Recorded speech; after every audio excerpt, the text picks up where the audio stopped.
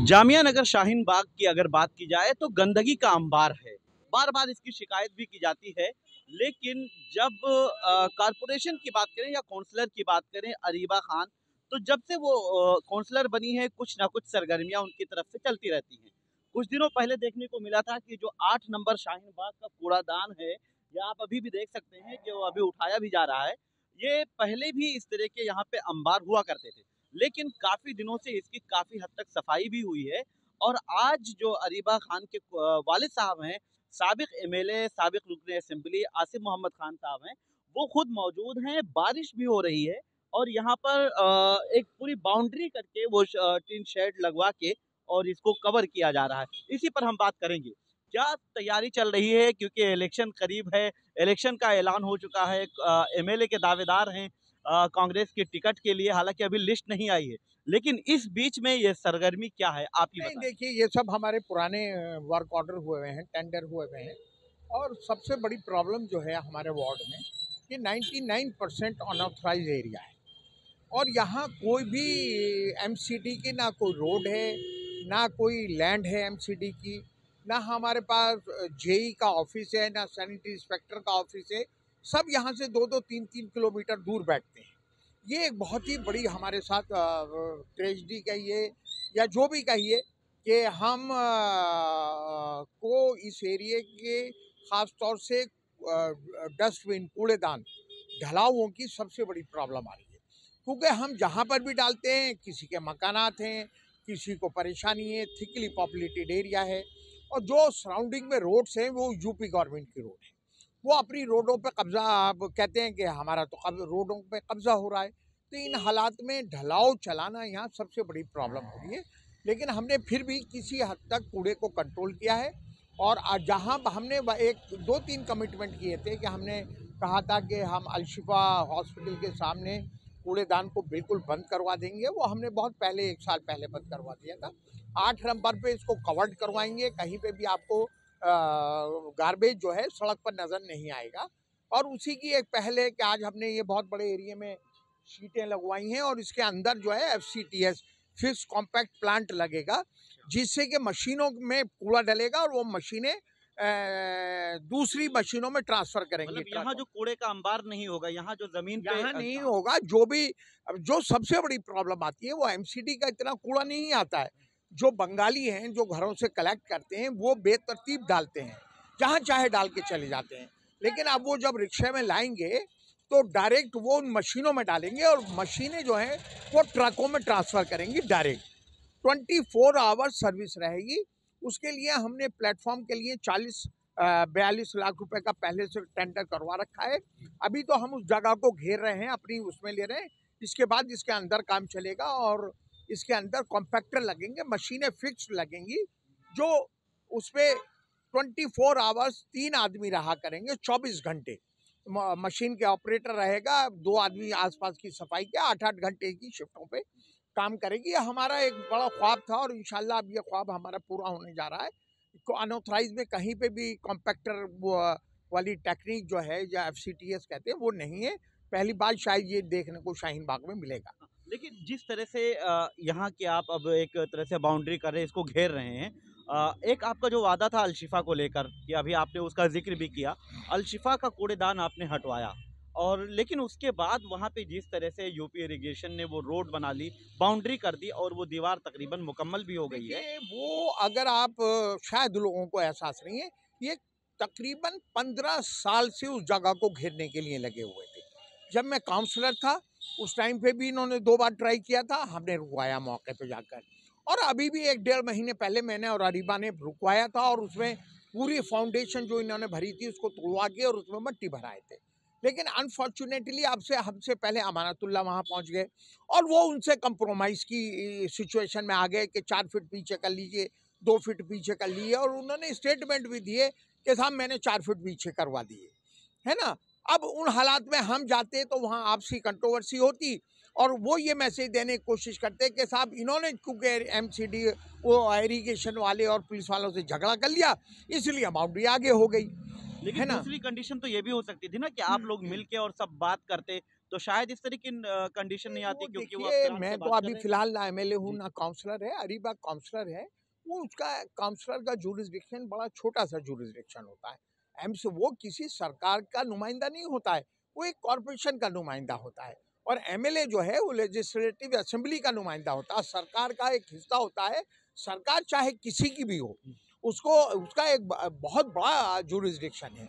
अमानत को उसके लिए आना चाहिए। अमानत ने तो वहाँ इस तरह से हाथ खड़े कर लिए, और वो 2 दिन गया और बड़े आराम से खड़ा रहा, पुलिस वालों से आराम से बात करी, इरिगेशन वालों से आराम से बात करी। इन हालात में हमारा वहाँ जाना आपस में कंट्रोवर्सी पैदा करता था। मौका आएगा इंशाल्लाह तोड़वा देंगे, अच्छा, वो आप तोड़वा भी देंगे यूपी, लेकिन वो बिल्कुल तो तोड़वा यूपी देंगे। इरिगेशन हम का है। आपसे वायदा कर रहे हैं, कमिटमेंट हम देख लेंगे, हमने बहुत देखे हैं। कई बार जेल जा चुके हैं, फिर हाँ इसमें भी जाएंगे हाँ, फिर आप? कोई बात नहीं है, जेसीबी आएगा इधर से मारेगा उधर तक दरेसी करता चला जाएगा।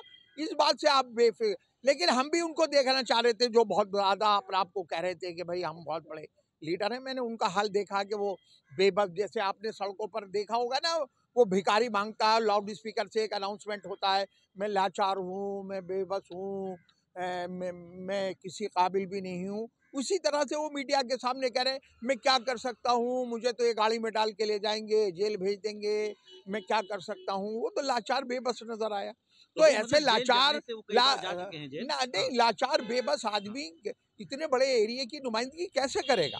अगर वो इतने लाचार बेबस हैं और जेल जाने से डर रहे हैं, तो ऐसा आदमी से क्या उम्मीद कर सकते हैं कि अब वो एरिया की नुमाइंदगी करेगा? तो आपको अब जेल जाने से डर नहीं लगता है? कई बार जा मैं चुके तो हैं। देखिए, आप पब्लिक इंटरेस्ट में जेल जाना और करप्शन में जेल जाना, दोनों में फर्क है, दोनों में फर्क है। आप किसी करप्शन में, भ्रष्टाचार में आप पे एलिगेशन लगे, इल्जामात लगे, आप उनके तहत जेल गए। हमने अल्लाह का शुक्र है, हमने उन उन फिरका परस्त ताकतों से या उन लोगों से जिन्होंने इस एरिया में आम लोगों को परेशान करने की कोशिश करी, या आम आदमी पे एडमिनिस्ट्रेशन ने जुल्म करने की कोशिश करी, हम उसके तहत जेल गए। हमें कभी शर्मिंदगी महसूस नहीं हुई ना, आके हमने सफाई दी। अगर हमने मारा किसी को तो मारा, है ना, अगर हमने किसी को मुर्गा बनाया तो बनाया, हमने कभी सफाई नहीं दी। कानून हाथ में लेते नहीं, हैं तो कानून की बात नहीं, कभी हालात ऐसे पैदा हो जाते हैं कि उसके अलावा नुमाइंदे के पास कोई चारा नहीं रहता। कोई नहीं चाहता कानून अपने जो हाथ में लेना, लेकिन कभी कभी इतना मसले हो जाते हैं कि ये चुने हुए नुमाइंदे की मजबूरी हो जाती है कि वो पब्लिक इंटरेस्ट में, लोगों के इंटरेस्ट में एडमिनिस्ट्रेशन से भिड़े या लड़े या जेल जाए या जो भी हालात पैदा हो जाए कि उसकी जिम्मेदारी बनती है। बहरहाल फिर लौटते हैं इस कूड़ेदान की तरफ जिसका आपने जिक्र किया और जिसके लिए हम यहाँ खड़े हैं। तो क्या अब शाहीन बाग के लोगों को इससे राहत मिल जाएगी? कूड़े का अंबार यहाँ 100%। नहीं होगा। देखिए, अभी ये हमने ये तकरीबन 3.5 लाख रुपए का एक है जो आप इस टाइम ठेकेदार का, जी। ये इसकी एक फेंसिंग करके इसको अपनी उसमें ले रहे हैं। इसके बाद तकरीबन 42 लाख रुपए का एक टेंडर है, जो टेंडर हो गया, वर्क ऑर्डर हो गया, जो यहाँ पर एक प्लेटफॉर्म पड़ रहा है, भी प्लेटफॉर्म तकरीबन 3-3 फीट आरसीसी जाल बिछ के उस पर डलेगा, दीवारें अंदर से आरसीसी की होंगी, उसमें वो मशीनें लगाएंगी, ऊपर उसमें शेड पड़ेगा, वो मशीनें उसके अंदर रहेंगी, और जो भी वेस्ट आता है, कॉलोनी का आता हो, प्राइवेट लोग लेकर आता हो, वो डायरेक्ट मशीन में डलेगा और मशीन डायरेक्ट ट्रांसफर करेगी ट्रकों में। कहीं ना जेसीबी का उसमें इस्तेमाल होता है ना कहीं होता है, वो डायरेक्ट उसमें ट्रक में चला जाता है, ट्रक लगता है उसमें चला जाता है। वो कॉम्पैक्टर, FCTS उसको कहा जाता है। वो दिल्ली में बहुत कम है, पहले से ऑलरेडी MCD काफ़ी FCTS चला रही है, लेकिन अनऑथराइज में नहीं है। पहली बार हम शाहीन बाग में FCTS बनवाने जा रहे हैं। ये जो FCTS की बात आप कर रहे हैं, ये बन जाएगा कब तक? ये काम पूरा होने लगभग क्या देखिए एक देखिए, अंदाजा आज दीजिए? इसको हम कंप्लीट कर देंगे, 2-3 दिन के बाद हम उसको उसका ग्राउंड बेस बनाएंगे। और बेस आप ये समझिए कि सिर्फ बेस बनाने में 42 लाख रुपया खर्च हो रहा है ना। कम से कम इसकी 6-6 फीट मिट्टी निकलेगी, उसमें जाल बिछाया जाएगा, उसके बाद वो राफ्टिंग होगी, क्योंकि हैवी मशीनरी रखी जाती है, इतना उसका वेट होता है। तो वो तो देखिए इलेक्शन के बाद तक, लेकिन काम हम उम्मीद है कि 1 हफ्ते में हम काम शुरू करवा देंगे। फिर लौटते हैं, इलेक्शन की बात है, इलेक्शन बिल्कुल सर पर है, 5 तारीख को वोटिंग होगी, लेकिन कांग्रेस पार्टी से आप एक मजबूत दावेदार हैं, अरीबा मजबूत दावेदार हैं, लेकिन अभी तक कांग्रेस पार्टी ने ऐलान नहीं किया है, जबकि आपके सामने आम आदमी पार्टी के उम्मीदवार जो MLA भी है जिनसे आपको लड़ाई लड़नी है, उनका ऐलान पहले किया जा चुका है। फिर शफाउर रहमान का भी ऐलान कर दिया गया, उस जेल में बंद हैं, उनको एक हमदर्दी है, सिंपैथी मिल रही है और एमआईएम के टिकट पर हैं। क्या कहेंगे, कांग्रेस इतना लेट क्यों कर रही है और इसका क्या होगा? देखिए, कांग्रेस एक नेशनल पार्टी है, बहुत से मसाइल उसके सामने खड़े होते हैं और कोई अभी देरी नहीं है। हमेशा इलेक्शन डिक्लेयर होने के बाद ही लिस्टें आउट हो जाती हैं। कल नहीं परसों तक कांग्रेस पार्टी बाकी जितने 22-23 जो बचे हुए हैं उनको डिक्लेयर कर देगी। बस उसमें आखिरी आखिरी सवाल कि कांग्रेस पार्टी की 2 से 3 दिन में लिस्ट आने का अनुमान और अंदाजा है, लेकिन आपके साथ साथ 2-3 दावेदार मजबूत और भी माने जा रहे हैं, जो अपनी दावेदारी भी पेश कर रहे हैं और पूरी लॉबिंग देखिए, भी अगर उसके लिए आप कर रहे हैं। मेरी बात पे अगर आप यकीन करते हैं, कभी कोई हमारे खिलाफ कोई मजबूत दावेदार नहीं था, कभी नहीं था। ना कभी हमें डाउट हुआ, ना कभी हमने ये कहा कि फलां को मिल रहा है। फिर पिछले इलेक्शन में आपका टिकट कट गया था, नहीं, परवेज हाशमी पिछले को मिल गया था। इलेक्शन के और आज के इलेक्शन के हालात बहुत हैं। आपने देखा नहीं परवेज साहब को 5,000 में सिमट गए। ये 4.25 लाख की कॉन्स्टिट्यूंसी थी उस टाइम पर भी, अभी भी, और 4.25 लाख से भी ज्यादा हाँ, आप जी, वोट हो गया 4 है। लाख से ज़्यादा तो है। उसमें 5,000 बताइए, 1% आपको वोट मिला है। वो सबके सामने हकीकत आ गई, पार्टी के सामने भी आ गई और यहाँ लोकल लोगों के साथ भी आ गई। हम हारे, लेकिन हम इज्जत के साथ हारे, है ना। तो ऐसा नहीं है। रही अमानतुल्लाह को, हम अमानतुल्लाह को बहुत ज़्यादा कोई मजबूत कैंडिडेट नहीं मान रहे। 2 अगर बार एमएलए रहे हैं। नहीं नहीं, देखिए, एमएलए रहना अलग बात हो गई, है ना। हम आपसे एक बात कह रहे हैं कि हम उसको कोई, अगर हाँ चेंज हो जाता तो हो सकता है कि उसकी एंटी इनकम्बेंसी नहीं होती, या उसके उसके वो कमज़ोर पॉइंट हम पब्लिक को नहीं बता पाते, या लोग उसके बारे में नहीं जान पाते कि ये किस टाइप का आदमी है। वो कहता कि भाई मैं तो दूध का धुला हूँ, तो लोग कहते दूध का धुला है। उसको अमानतुल्लाह को 10 साल बढ़ता है, लोगों ने क्या एरिए का हशर बना दिया। तो उसके बारे में हमें बताने की ज़रूरत नहीं है। हमें तो अपनी कैंडिडेचर पेश करना है। हमें किसी के बारे में, रही शफ़ौर रहमान की बात, वो उससे हमें पूरी हमदर्दी है, उसके खिलाफ हम कोई बात। लेकिन मैं असदुद्दीन ओवैसी साहब से पूछना चाहता हूँ कि जितने बच्चे ये जेल में, आप क्या सीए एनआरसी में जिन केसेस में ये बंद हुआ था, कभी ओवैसी साहब आप आए यहाँ दिल्ली में? आवाज़ तो आपका, उठा रहे थे, मीडिया में हाँ, खूब बोलते थे। नहीं, मीडिया में आप बोलते रहो, आप बोलते रहो। पूरी कांग्रेस पार्टी शाहीन बाग में प्रोटेस्ट में शामिल थी। जामिया इस्लामिया पे सब तमाम लीडर्स आ रहे थे। राहुल गांधी मुस्तफ़ाबाद गए, सीलमपुर दंगा पीड़ितों से मिलने गए। तो ओवैसी साहब उस टाइम कहाँ थे? इससे बेहतर ये होता कि आप जिन लोगों को टिकट दे रहे हैं, जो 5 साल से जेल में बंद हैं, आप उनकी कानूनी तौर से पैरवी करते। आप खुद अपने आप को बैरिस्टर कहते हो, आप कोर्ट में उनके लिए टीमें खड़ी करते। अगर आप कौम के हमदर्द थे या उनके हमदर्द थे, इसके बनिस्बत आप उनको इस्तेमाल करना चाहते हो, है ना। जिस तरह से केजरीवाल, गुजरात में इलेक्शन होता है, वहाँ कांग्रेस को वहाँ मतलब कैंडिडेट्स उतार देते हैं। हरियाणा में होता है, वहाँ उतार देते हैं। और ओवैसी साहब सिर्फ मुस्लिम एरिया में ही क्यों उतारते हैं? थोड़ा सा कालकाजी में भी उतार दो, है ना। निजामुद्दीन में भी उतार दो। दूसरी सीटों पे भी आप कैंडिडेट उतारो ना। आप मुस्लिम एरियो में, इसलिए कि यहाँ बीजेपी के जीतने के चांसेस 0%, मतलब 0.1% भी नहीं है। इसलिए बीजेपी को फायदा पहुंचाने के लिए, अगर आप बीजेपी को फायदा नहीं पहुंचाना चाहते, आप कांग्रेस को हराना चाहते हैं, आम आदमी पार्टी को हराना चाहते हैं, तो आप कालकाजी से लड़ाइए, आप साकेत से लड़ाइए, आप महरौली से लड़ाइए।